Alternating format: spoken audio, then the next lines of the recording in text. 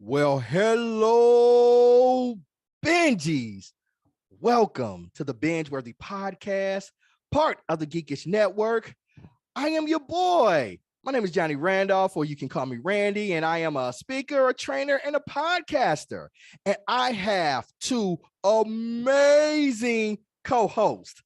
My first co-host, well, what can I say about this young lady? She is a writer, she's an actress, she's a director. Just for short, I just call her a superstar. Miss Courtney Scott Wright. Say hello to the people. Hello, hello.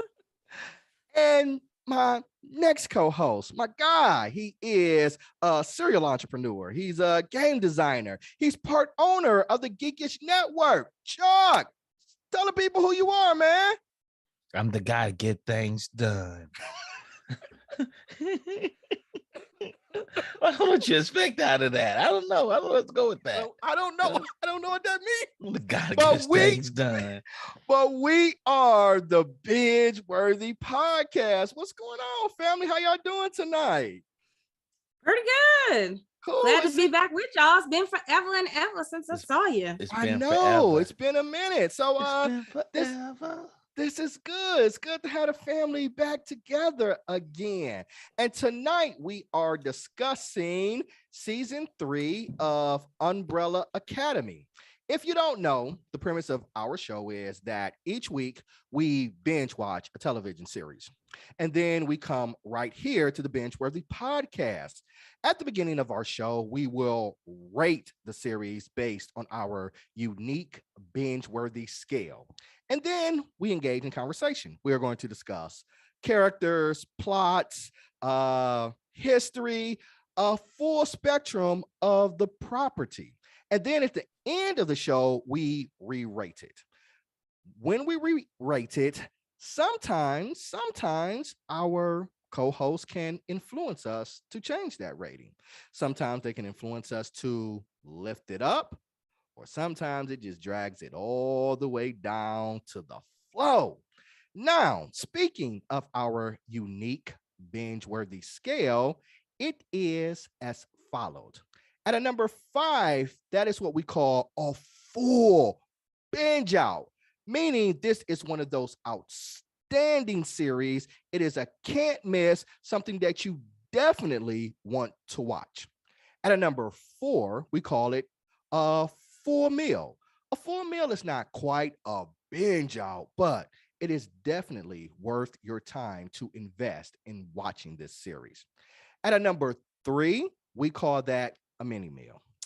A mini meal is not bad. It's just, it is not good either. It's kind of bland.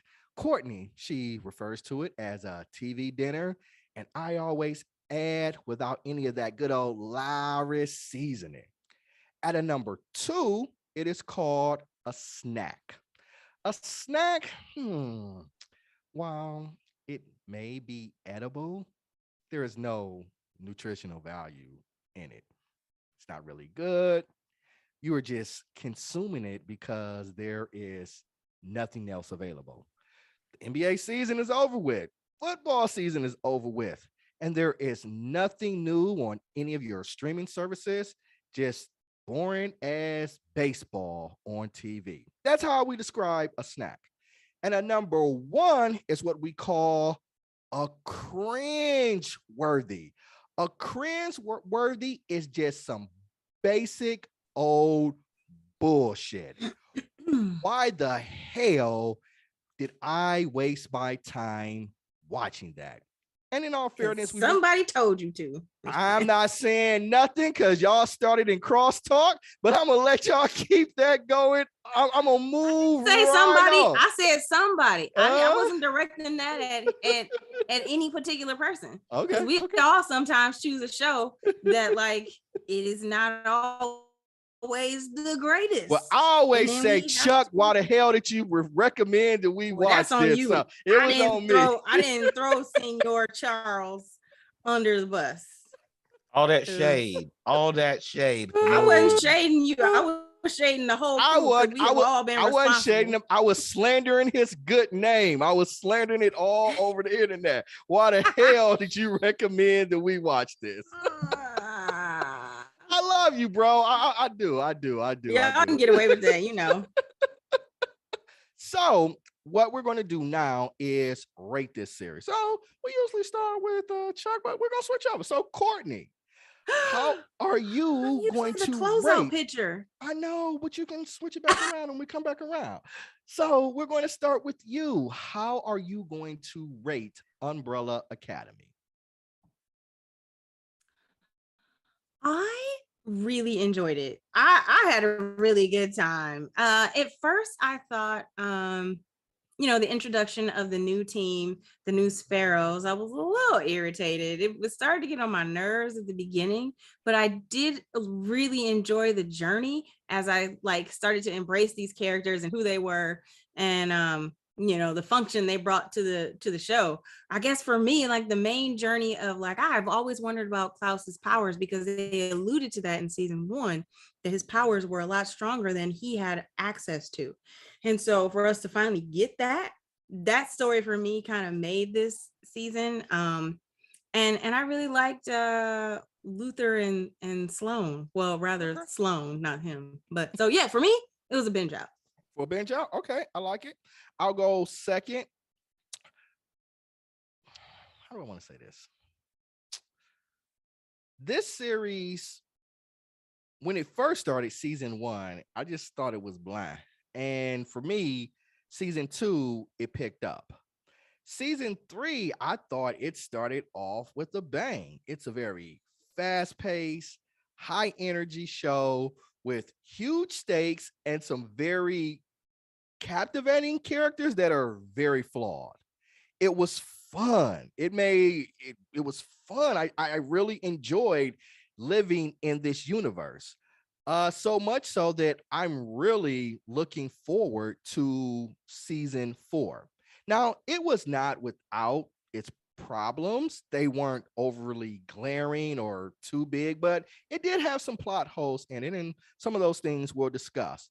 But overall, I really enjoyed what I saw. Looking forward to another season. It didn't quite reach the level to me of full binge out because I reserve those for those extraordinary shows. But I would definitely recommend that anybody watch this. So I'm going to give it a full meal. That's my rating. I feel like it's a full meal. I was very satisfied with what I watched. So now we're going to transition over to you, Chuck. How are you going to rate Umbrella Academy? What I gave the other 2 seasons, a full binge out. Full binge out? Yeah, I'll get a full binge out. I think that's all right. That's you coming through. I think this show is amazing. I felt as though I knew these characters. I knew what I was getting into. They held the characters strong. Like Allison is the same Allison I hate from season 1. Like I hate her. I just hate her ass. And I totally understood why I should hate her. And I understood her. I would probably be the same person. She was a Black woman scorned, and I understood because I was the same Black person scorned when she was. To me, she's the one who took the greatest loss. You know, she did. I can totally. And I totally understood her. So when her and Victor got into it, I totally understood it because she's like, hey, little dude, I looked out for you since season 1 and you cut my throat open. I got sent back to the 60s, almost got raped and molested by some white dudes. Mm-hmm. I couldn't talk because I did it for you because I loved you that much. Like I should have left you in the basement. I think I should have left you in the basement. I totally that understood part her. was, I mean, yeah, and you know what? Yeah, because like you brought up, I didn't like Alice in season 1, but for a different reason, because we didn't really know her. She was very superficial. She was very like manipulative, just because that's how she had been raised to be, and she was using that to like force a career on the world. And of course she had her backstory, but then she went to the 60s, got a little humble pie, and understood what it meant to be a Black woman. You know what I mean? Like during that time, she really got that education. and not having her abilities, just learning how to be an actual, just whole Black woman with nothing extra special about you in other than who you are and what you bring to your own party. You know what I mean? And then this season, it took her back. It was like she was a blending of those two. Like, she irritated me, but she ain't wrong. But she was I mean, totally she right. lost her daughter. Let's let Chuck finish his, and then we'll jump into the discussion. Okay. We'll jump. Yeah, he and was so giving his reason. I actually like the father. I like the father in this one. Dr. Hargraves. I like how he was like, yeah, after meeting you kids, I didn't want y'all in my damn family. So I found some other kids. And the truth of the matter was those other kids didn't even exist. So I thought this is a great rendition of how to do time travel and multiversing. I think they really did do a good answer for that. And I love the Sparrow Academy. I love what they represent. I love the Marcus. I love Ben. I knew who Ben was. Like, Ben was 5 in the other academy, and he's number 2 to a badass who does pull-ups, upside down pull-ups on the edge of the roof every morning, throws a towel down, and people go crazy for it. Okay. All right. So you're giving it a full binge out. So Courtney, you give it a full binge out. I gave it a full meal. We divide that by 3. So we got 4.66. We can round that up to a full binge out. So right now we're setting at a full binge out for season 3 of the Umbrella Academy. Cool. All right. So this series is based on a Dark Horse comic by Gerard Way. Has anybody read any of the comics? A little bit. It's a little off. It's a little different. Okay. I mean, just because there's more, like there's like Luther isn't like, he wasn't blended with like gorilla DNA. Okay. He actually had his head attached to a gorilla body. Oh. Okay. So a little different. So doesn't necessarily align. This television series doesn't necessarily align with the comic book. And yeah, I think they did it a little better because it's palatable. I mean, it's hard. Yeah. It's hard anyway. This is a hard thing to look whenever you see him with just like I forget because he's just like a big dude, and then you're reminded when you see him in just a space diaper. Yeah. That he has gorilla DNA in him. Yeah, but Hargreave did that, right? Chimpanzee, he did chimpanzee. That. Yeah, he wasn't that way. Hargreave no, he did it to save him. Experimenting on him and he got injured really bad, and he took him into the lab. Yeah, that's what. Right. He got injured really bad, and took him into the lab and saved him. Also, let's talk about who Gerard Way is. Ben was number 6, I think. Is he number 6? Crew, Ben was he was number 6. Because 5 is always 5. We got 5. Yeah, number 6. 5 is always 5. So he was number 6. So to be number 2 is saying this Ben is different. Which we absolutely yeah. And think who Gerard Way is. He's the co-founder of My Chemical Romance. So this to be as dark as it is, I'm pretty sure that comic book is really dark. Okay. I'm pretty sure. And matter of fact, the comic book, they even called it the Sparrow Academy. They changed the name of the comic book from Umbrella Academy. I think the last rendition of the comic, it literally is called the Sparrow Academy. So they can buy. Go ahead, Courtney. That's the first time it was introduced. The Sparrow Academy was introduced in the latest issue, and they have a whole nother issue that is supposed to drop sometime this year. Right.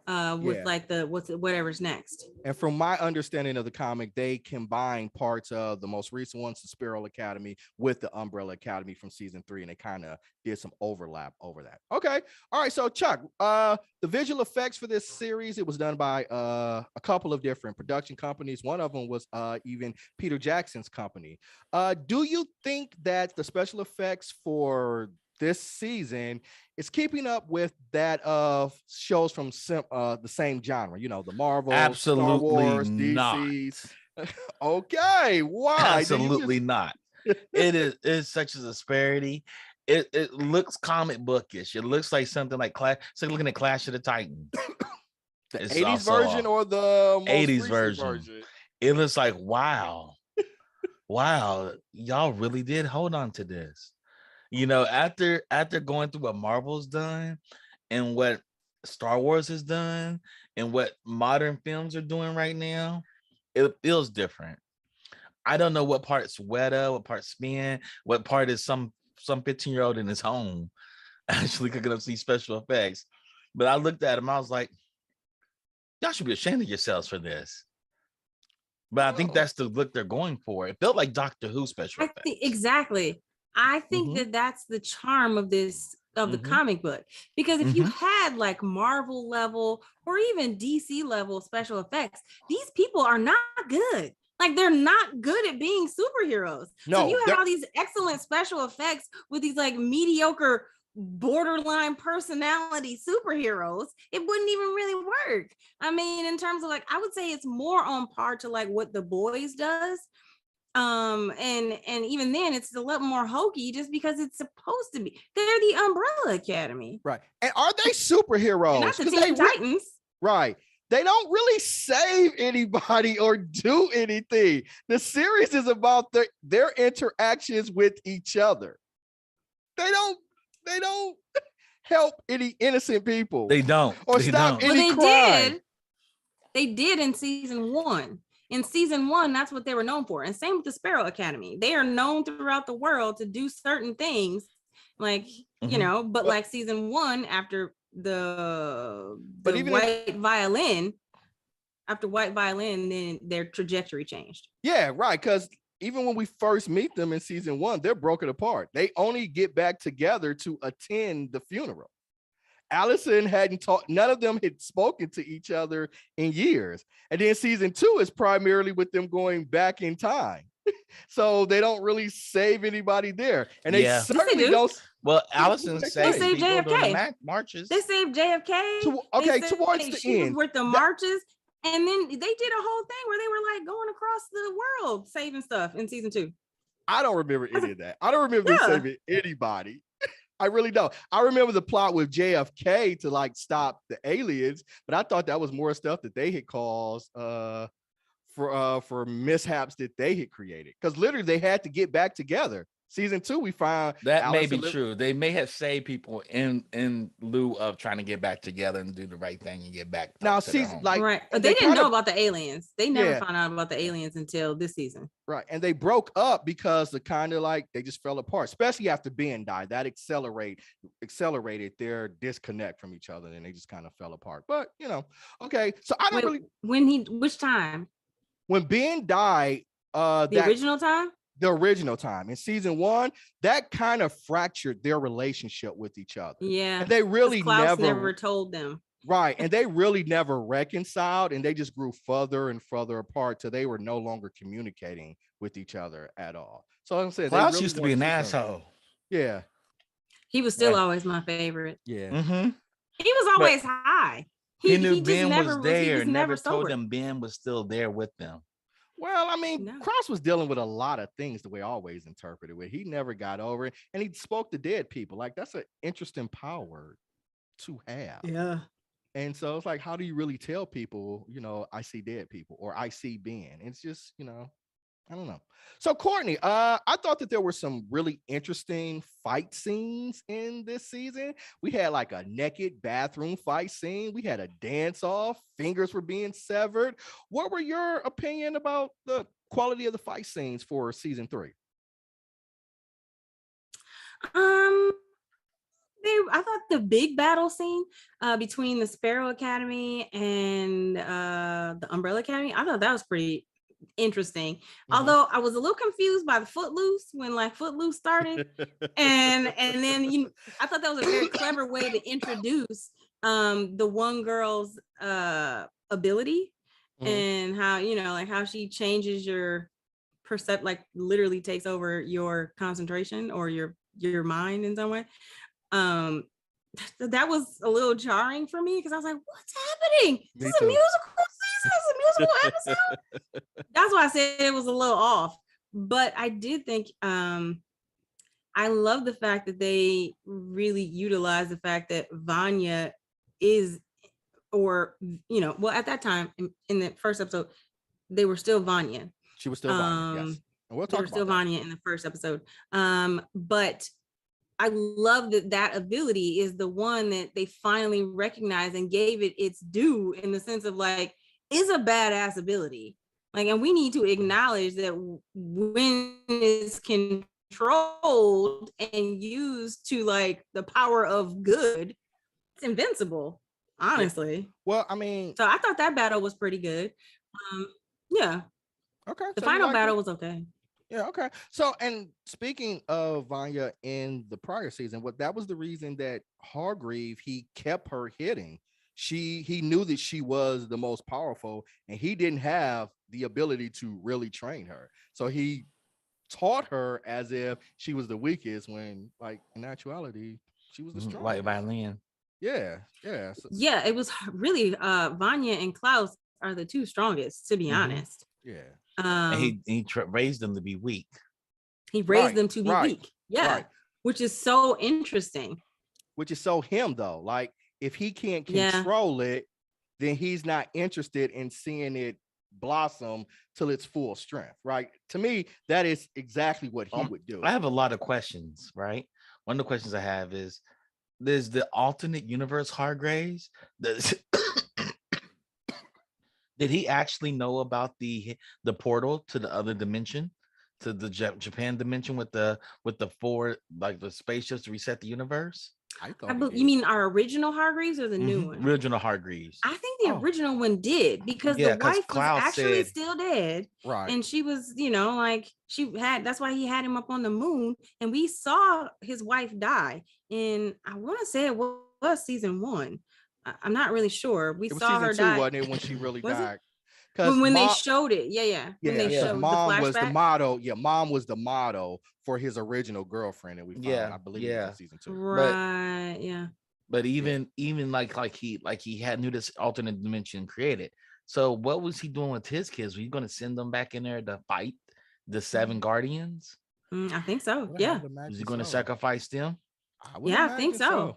I would imagine so, because like that, I mean, he killed himself in order for them to even come back. Exactly. Right. So why would he kill them? Why did he kill himself if he knows he needs them to go turn back the knobs in time? Yeah, he didn't do it just because I want y'all to get back together. I want y'all to have each other. No, he did it because you have a mission. Right. Yeah. But would they ever found out about that mission? Hell, they barely found out about it when Klaus took them to the hotel. Right. Yeah. Or maybe he changed. Maybe the original one didn't know. And when he was visited by them in the past, that kind of altered who he was. Because we know he adopted different children. He was a kinder person. He was still crazy. But maybe that's when he identified like that the hotel was the portal to the different universe. He wasn't really kinder. He was just drugged. And I think he had an opportunity. I think he had an opportunity to realize a bit of vulnerability, in the sense of like, be careful what you wish for kind of thing. Like, you wanted these other kids because you didn't, the first set you met and you didn't really like them.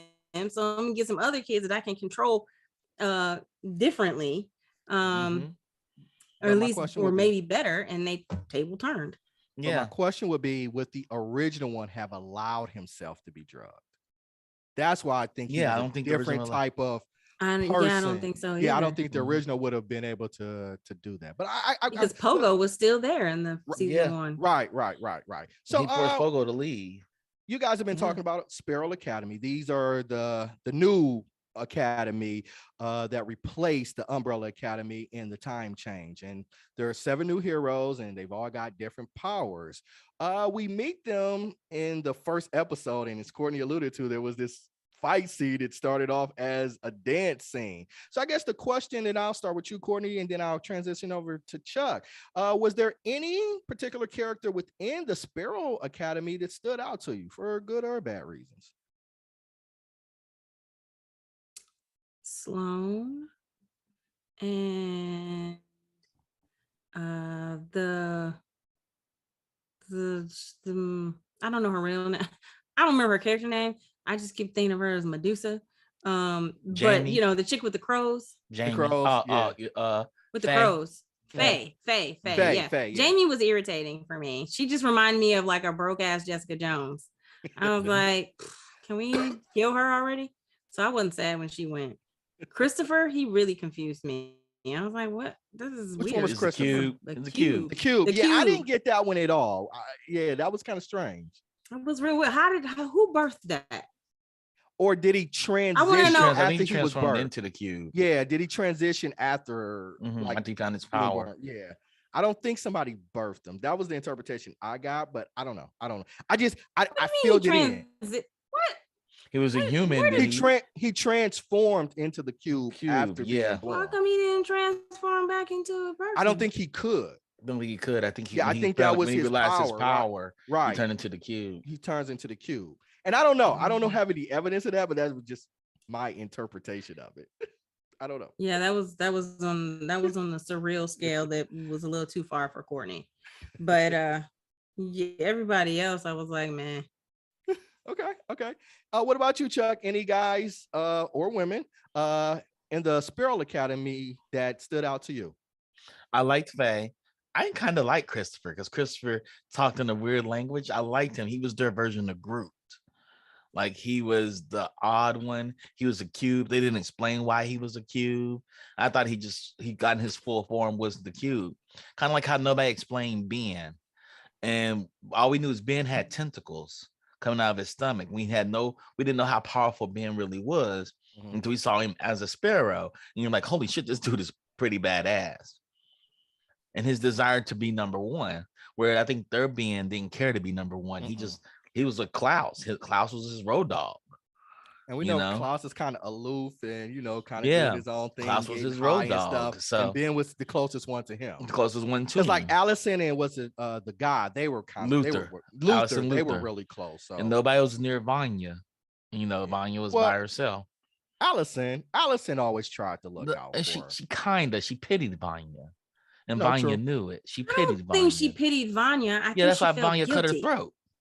I thought that was a mistake. That was a no. She meant to. Oh no, Vanya meant to do that. She meant to do it because Vanya meant to do that because no. Wait, what? Okay, wait. Season 1 or season 3? Season 1. She pitied Vanya. Season 1, Vanya. No, she felt guilty because she didn't. Yeah, Vanya said you pity me. She knew. Vanya thought that, but Allison felt guilty because she always knew that Vanya had abilities, that her father made her take them away. That's the one. Allison's was pure guilt. So she but did Vanya try thought she pitied her, like you pitied me. And I can get that. And you held it might have been a little bit of both, though. You pitied me and you took my powers. That's that's why she slit her throat. Because I would slit her throat too. Whoa. You pitied me this whole entire time. Oh, poor Vanya, poor Vanya. Oh, little sister. You made me feel bad because I had no abilities and you took my abilities.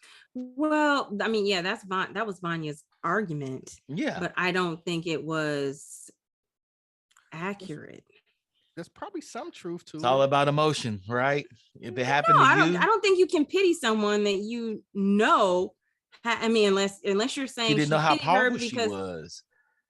I think when she was, she absolutely Allison did. was a little Allison girl did too. know. I thought she knew she had powers, but not to the degree that she knew that she could destroy. So it's like you're my sister, but you're pitiful. You're not as strong as the West. Yeah, like I can see there's. I feel like it's validity on both of their parts. Right, but I think if there's pity, I think it's for a different reason than what you guys are saying. I think the pity is like I pity the fact that you don't know who you think you're this like useless person. I disagree. Allison's not that heartless. She always there's a method to her madness. Go watch season 1 again. You'll be like, listen, she's incredibly manipulative. Don't get me wrong. Yeah. But I do think that there's a method to Allison's madness. Just the way the season 3 ended. The way, I mean, I know I'm jumping the gun. But he had an agenda. I think she was such a young child because she was like 5 or 6 when she took Vanya's Allison's Machiavelli. She always I appreciate her. She always got a plan. You know what I'm saying? Like, but I know what I'm doing. But you played this role. Not be great. You played this role for 20 years on me. But what is Allison? Is she number 2 or 3? What is she 2 or 3? Who? Allison's number 2. It's number 2. She's 2. Okay. Yeah. So, but I appreciated when she took out Harlan. We're gonna talk about that. Okay. Well, you better go ahead because Victor lied. Yeah. Little lying ass. So we're speaking of Victor, the actor Elliot Page, who portrayed Victor. She transitioned to a man in real life. He transitioned to a man in real life, yes. And the show addresses that decision. The character transitioned from Vanya over to Victor. How do you guys think the show handled that transition? Interested in both of your takes. I personally thought they handled it poorly. I thought they beat us over the head with "I still love you." They made everybody co-sign of Victor's decision to be a man. And I don't think they needed to do that. I don't think. I think Diego would have been like, okay, whatever. I think Diego would have been like, Diego whatever. did say that. No, Diego was like, I still love you, bro. He did say, I still love you. All of them said they loved her. I still love you, bro. All of them. They had that one moment. They all had their close-up shot. I still love you, bro. And I think they should have been like, whatever. Okay. It is what I it think is. five was like, okay. And like, but here's the thing. Yeah, they could have been handled better. I think I enjoyed the way that they handled it. I thought that it was very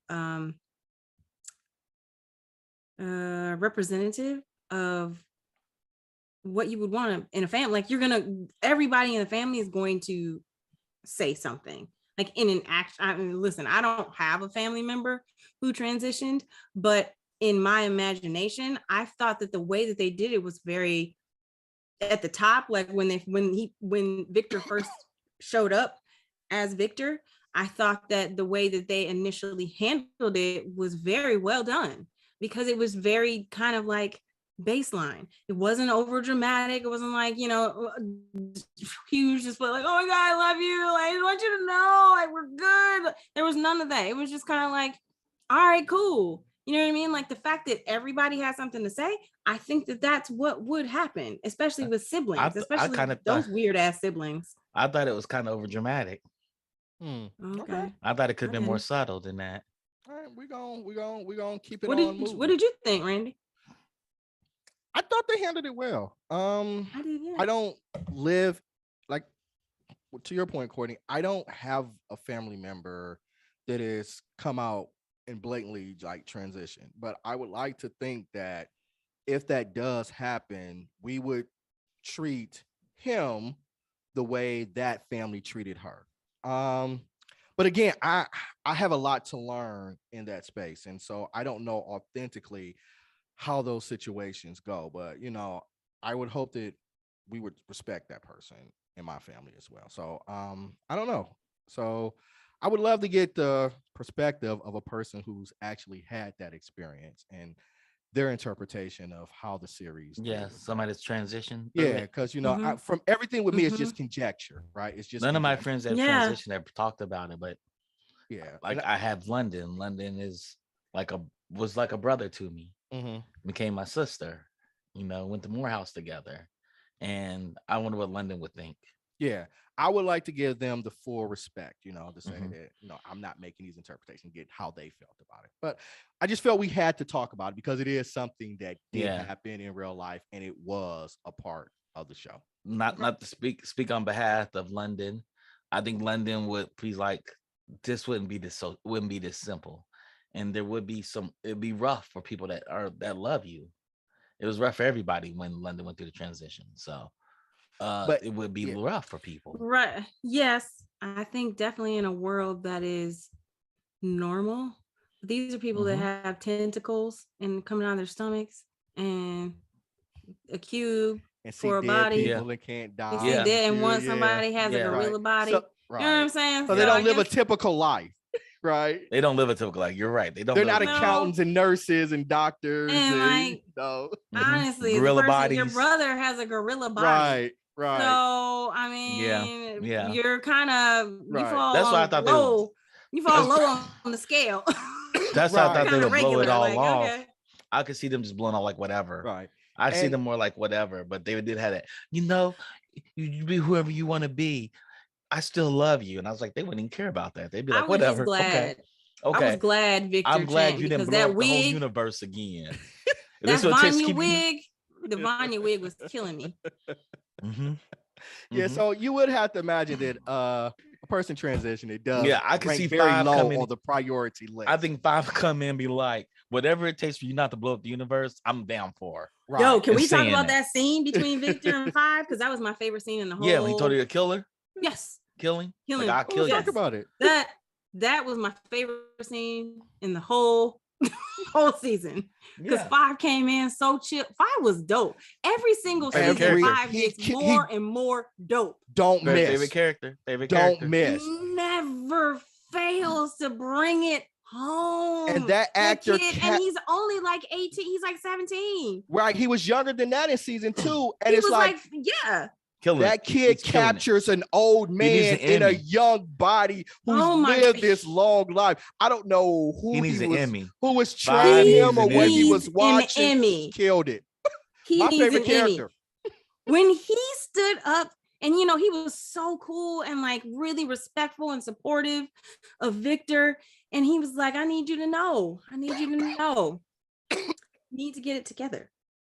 Or I'll kill you myself. And I was like not expecting that. And I expected that. So deadpan. Yeah, he's so deadpan and so sincere and to the point. I will kill you. And I was like, and that's hands down. What makes him such a great character, because he presents himself in such young form, but he's definitely older than all of them. Yeah, he's definitely absolutely. More mature than all of them. Absolutely. Yeah. And he carries it. He's number one. Like if you talk really about qualities of a leader, and if you're assigning the number value on their most important leadership values, he's number one. Yeah, hands down. And they all respect him. They do. Yeah. And they all follow him. Right. I mean, for Luther to be number one is really an honorary title, because Luther's an idiot. That's why he was number one. That's why he was number one. He was gullible. Just not smart. Hargraves say to control him. And see, we go back to the point with Vanya and Krause, right? Hargrove made number one the most simplistic one out of the crew, so he could control him. Like that's who he is. Yeah. Yep. And the ones he could control were lower numbers. Marcus was the same. I mean, he and Luther were the exact same person. I mean, they had the exact same abilities, except he hadn't been injured, and they couldn't turn the black man into a monkey. Let's be honest. Right. They couldn't. They couldn't do that because right. Netflix would have called all kind of shit. Yeah. It would have had to be something else, like a lion. Right. But he didn't have to do that. He was just better than everybody. He made the Sparrow Academy a group of superheroes. He put them paws though on Luther in that initial paws on Luther. He was like, "You want to do this?" And Luther was like, "Yeah, bro." He was like, "All right, you're gonna get these hands. You're gonna get this work." And they were valid because, like, to them, the Umbrella Academy just showed up in their house talking about this is our house. So they did right by defending their house. This is our house. This ain't your house. And they seemed more disciplined. They seemed better. So I want to ask you guys, who we rolling with? Team Sparrow Academy or Team Umbrella Academy? Well, I just didn't like the Sparrows. You didn't like the Sparrows? I loved them. No, I just didn't like. And the melty face. Who'd you have come? The melty face. I was like, I can't handle melty face. Alfonso. The one who, I love Alfonso. Whatever his name is, the one who, like, if you punch Alfonso. him, okay, that one. If you punch him, then you get the reverberation. I thought his ability was interesting. Alfonso. But I think he didn't always have that face. It happened over time. Something happened to them. He's their being. He's their version. I just didn't like him as I just didn't like. I don't know what it is. That the only one who was remotely like for me were Faye and Sloan. Those are the two that I really liked, because I thought Faye was very interesting. First of all, hands down, we finally, you know what I mean? Like, we have 2 Black female superheroes in a show. There's just not, it doesn't happen.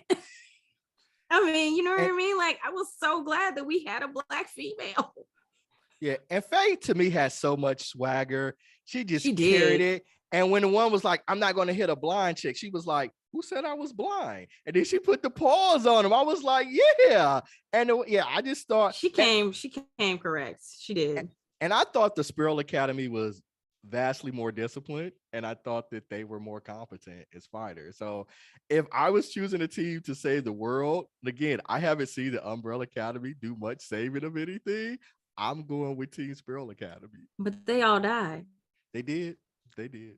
They did. They all died. I mean, They did. All of them that Except were for- not original. Ben did not die because he's Ben part did of the not, Umbrella which I Academy. thought was super interesting because Sloan was the only one outside of Ben who hung around for the final battle. Mm-hmm. And then when everything was reset, Sloan wasn't there, but Ben was still there. Yes, because he's part I of the just wish we original. would have got original Ben back, because original Ben isn't that original Ben on the, wasn't that him on the bus at the very end? I thought Because on the, do you don't remember that? The I know, scene? no, I remember the Uh-huh. scene because it's the prologue, right? It's after the credits, and Right. then he's on the bus. He's on the train. Mhm. That's Yeah, the our train, Ben. That's yeah. original Ben. Is that original Ben? See, I wasn't Yeah. sure. Okay, That was original Ben that we lost. So both in Bens are in season the, 2. in So both Bens are both here. Bens are in the universe. Yeah. That's the Okay. problem. okay, and it's Yeah. So that means there are other characters there might be Maybe both there. versions. Possibly. Sloan may be there as well. And well, because that was a plot point I- driving the story that they could run into their other selves, but we find out that what's his name? Harlan killed their mothers the day before they were born. The day they were born, the day before they were born. That's the Yeah. see, that was one of, you talked about plot holes. That Yeah. was the plot Well, hole for me. That Let's made talk sense. about- let's talk about Harlan though. So Or he maybe comes just in, boring. he saves the Umbrella Academy when the Sparrows Academy are Comes with attacking that them ass again. at the hotel. And The the Sparrow Obsidian. Academy is Mhm. basically like, y'all need to turn him over. If not, we come in looking for you all. Victor is an advocate of him, saying no. Who was right? Should they have given him up, or should Victor have worked to protect him? I think Victor felt the need to work to protect him. I understood that. You know, Victor is the cause of Harlan. He Yes. caused Harlan. If it wasn't found for Victor, Harlan wouldn't be here. Harlan wouldn't be who Harlan was.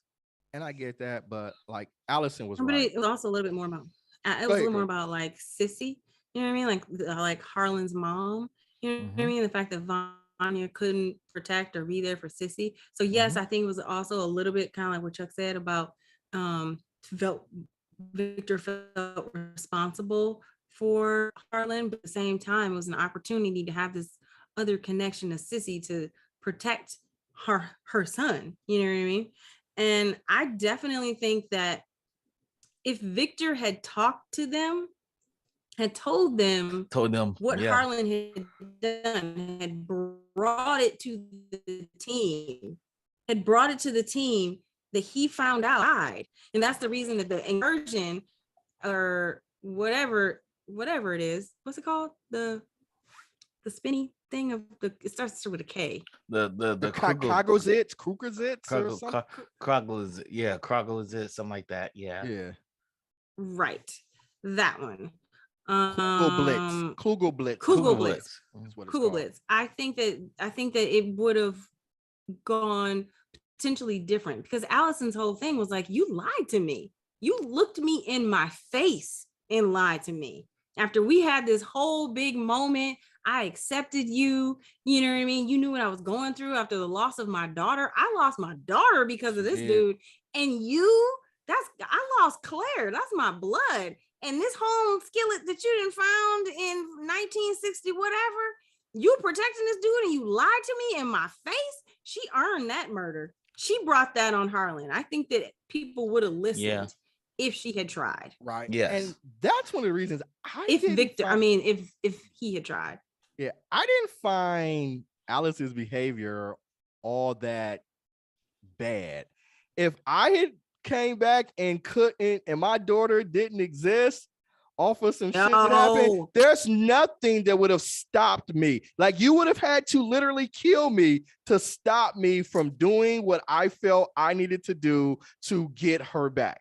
There's nothing. So like I heard a lot of people like, oh, I couldn't stand. I was like, no, I get it. I get it. Are you I kidding got me? it. I absolutely got it. I Like got it. that's I that's didn't the like one I didn't thing like seeing her that way because I thought we grew from that, but I got it. I mean, I totally get it. Like, damn, I hate that bitch. This you bitch thought is we- evil. But I thought we grew understood it. from Understood that. every. Oh, okay. Yeah, I thought that, but I understood how she felt. Like, my daughter's gone, the man that I love. So I lost two things. I lost the man that I truly loved to get back to my daughter, Right. and my daughter's not even there. And then I come back, she's not there. Like, and she's not even there. Right. But She it's didn't also, exist. I think it's a little bit, in my opinion, it's deeper even to the fact that yes, you guys are my family. I accept you are my brothers, and you are my brothers, and I love you. However, this is not only my blood, the one person on the earth I am legitimately blood related to. And I carried this baby in my Man. belly and Yeah. gave Yeah. birth. And you Yeah. gonna tell me that it doesn't matter? And- Yo, it'd Yeah, have been a man. war. oh, I probably would have absolutely. taken out Victor. She had absolutely. the I mean, most. She I've had the been like- most. She had the and it- biggest loss when they got Yeah. back to the She the biggest future loss. timeline. And as a She had the parent, biggest you loss. have one responsibility: protect your One. child. That's Right? it. And so if you're telling me somebody is stopping me from doing that, oh no, we're setting the universe, the multiverse, the galaxy, whatever we got to do, because I'm getting her back. Yeah, because it's like the whole thing is that Victor asked Allison to take Harlan when the team was considering sending him away. They voted to give Harlan up. Like they voted. Right. And Victor made a unilateral decision to not do it. And then the only reason that plan worked is because Allison had Victor's back. Allison had his back. Allison took Harlan off of a request from my brother. And then my brother looked me in the face and lied to me, let me help them, accepted my help, and then lied. The only thing I was upset about is I didn't get to see the kill go down. I was fine. I was fine with Allison taking Harlan out. So I'm going with you, Chuck. I'll go with you, Courtney. Are we going Lila, Diego, or Luther, Sloan, and why? I'm going Lila and Diego. Well, I like Lila. Lila's one of my favorite characters. Lila. She's crazy. She's one of my favorite characters in the whole entire series. She's like Siler. You know what I mean? Like she can take anybody's ability. I like her. She's pretty dope. I knew she was pregnant from the beginning when she came after that little raggedy child. And I was like, that ain't his kid. Where you been for? You want me to tell you for 12 years? Where you been? They literally just saw you.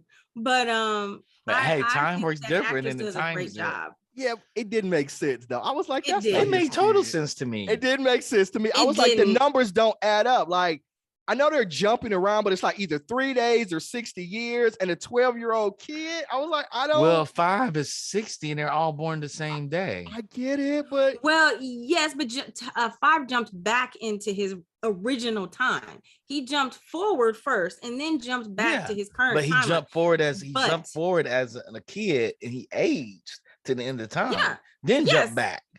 And then jump back to his original age as a child, or like a 12 or 13-year-old. For people that do time jumps.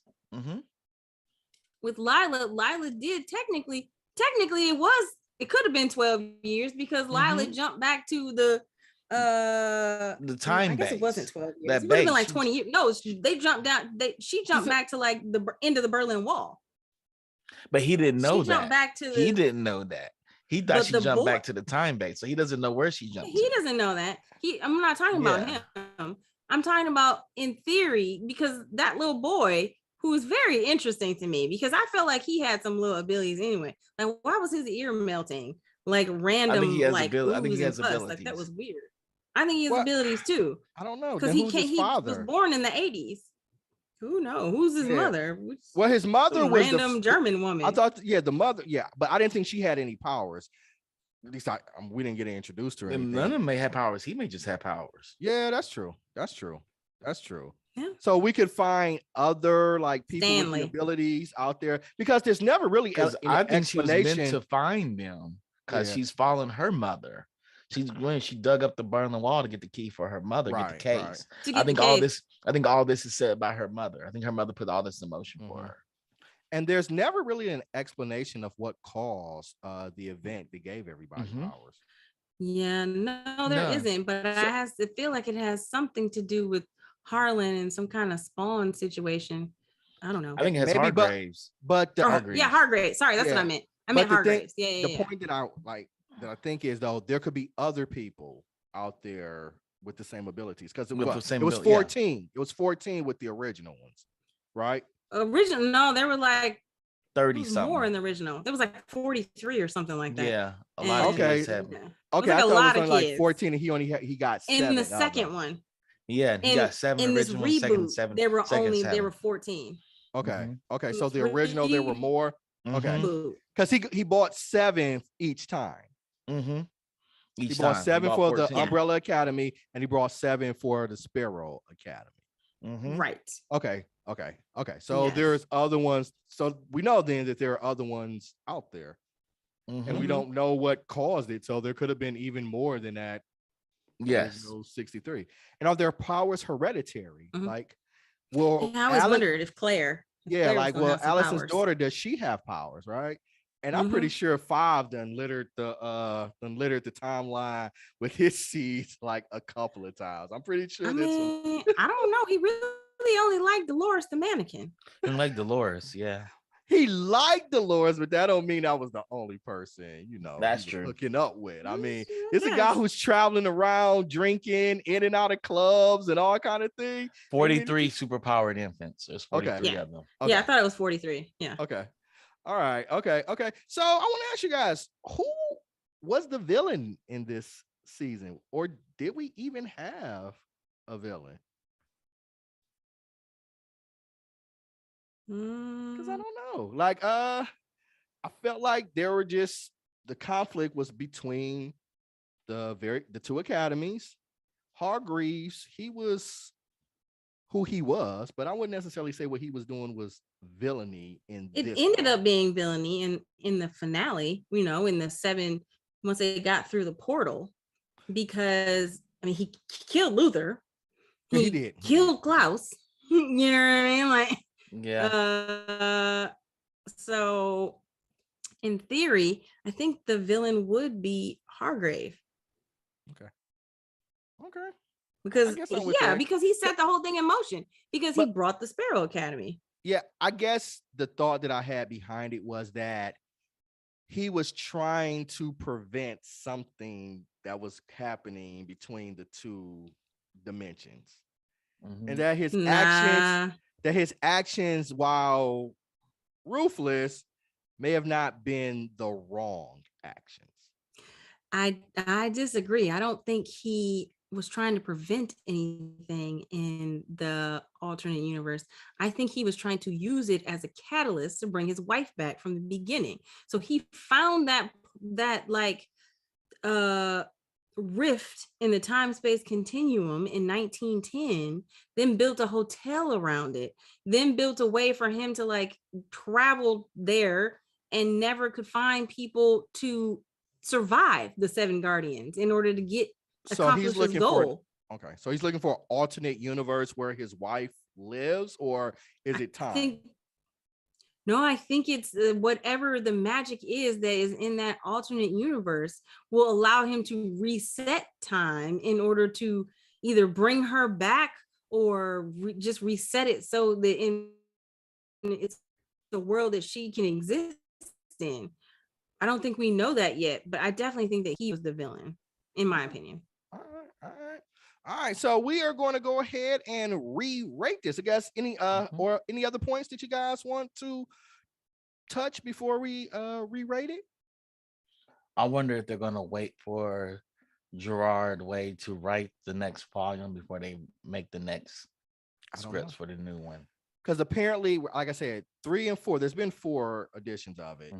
This one covers both of them, because the most recent is Sparrow Academy, but it also touches on the last one, which is Umbrella, and it's an overlap. So I don't know. And then again, we don't know. He hasn't released Sparrow Academy Volume 4 yet. He hasn't released it yet. I thought it was released. Okay. No. It's not in print yet. No, he hasn't. No. Sparrow Academy is released. Oh, I thought it was. says in Oh, July you're right. No, it's 2020. not. That there is another one that is about. I thought that he was writing the follow-up to No, he has another one he wrote. July 2020, the Sparrow Academy. Huh? He has the Umbrella Academy Volume 3 came out September 17th, 2019. Sparrow Academy has been announced in 2020, but he's not done it. But he's releasing You Look Like Death, Tales from the Umbrella Academy. Okay. That's coming out. That's coming out like this summer sometime, right? It's coming out 2021, TPD. 2021? That means it's already out. It's not out yet. Okay. So the last information. Yeah, if it came out 2021, then it's out. It's out. It is Tales from the Umbrella Academy's Volume 1 is out. So he's working on Tales. He's working on Umbrella Academy Volume 4, which is the Sparrow Academy. Okay. Well, I guess what I read then maybe I want to see if he's involved with the actual writing, like the first couple seasons of Game of Thrones, J.J.R. Martin. Is he involved in any of the writing and the producing of the show? I don't think so. I don't think so. Okay. I think he's an executive producer.